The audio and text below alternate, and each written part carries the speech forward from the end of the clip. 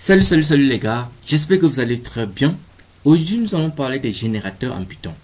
Donc la semaine passée ou les tutoriels passés nous avons parlé des itérateurs et des fonctions qui font itérer sur les séquences des données.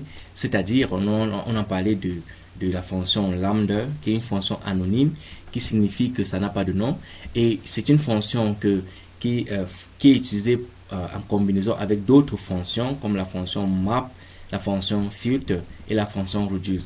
Tout ceci sont des fonctions qui vont itérer sur une séquence de données, soit en filtrant, soit en réduisant, ou soit en faisant quoi? Soit en faisant le mapping. Donc ce qu'on appelle mapping, qui est le map function. Maintenant, aujourd'hui, nous allons parler des générateurs. Et ici, votre premier devoir, c'est de me trouver les trois différences entre les générateurs et les itérateurs. Maintenant, un générateur en programmation est un type de fonction qui permet de produire une suite de valeurs au fur et à mesure, plutôt que de toutes les retourner en une seule fois. Donc, ici, vous avez une différence très claire et très propre un type de fonction qui permet de produire une suite de valeurs au fur et à mesure. Cela peut être utile pour gérer des ensembles de données volumineux, pour économiser la mémoire ou pour produire des séquences infinies. Donc, votre devoir reste que vous allez me donner en commentaire les trois différences entre les générateurs et les itérateurs, précisément dans la programmation, dans le langage de programmation Python. Donc, sans plus perdre de temps, nous allons voir un exemple comment les générateurs fonctionnent. Donc, je vais juste créer une fonction. Je vais appeler cette fonction first. Je vais dire first and integer. Donc, les premiers integers, et ça va prendre juste un argument. Maintenant, je vais initialiser une variable à 1.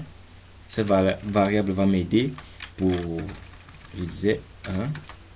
Ça va m'aider. Je vais utiliser un for loop, un while loop, pardon. Je vais utiliser un while loop i qui va, avec cette condition, à chaque vérification, je dirais, i va vérifier, le programme va vérifier si i est inférieur à n. Si i est inférieur à n, qu'est-ce qu'on va faire? On va dire,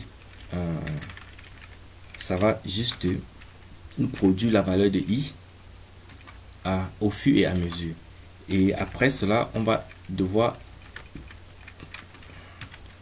incrémenter la valeur de i pour ne pas avoir les erreurs. Vous voyez un peu.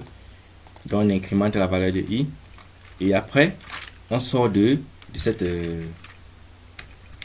on va sortir de cette fonction. Maintenant, on va utiliser notre boucle for. On va dire for i. Dans quoi? Dans la fonction. Les valeurs qui vont être produites de la fonction.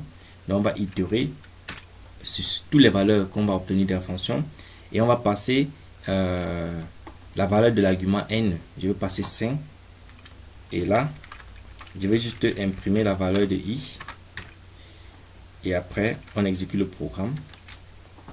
Maintenant, en exécutant le programme, vous voyez que à chaque itération, les valeurs sont données au fur et à mesure. Donc, ici, vous avez 1, 2, 3 et 4. C'est au fur et à mesure. Donc, là, vous avez un peu un exemple qui vous explique ce que c'est que les générateurs en Python. Donc, en commentaire, j'attends que vous me donniez les trois différences entre les générateurs et les itérateurs. Donc, merci d'avoir regardé cette vidéo. J'espère que ça vous a plu et que vous avez compris ce concept. En commentaire, nous allons en discuter. N'oubliez pas de me laisser un pouce bleu et commenter surtout, c'est très important. Ça encourage que cette communauté grandisse. Merci et à la prochaine.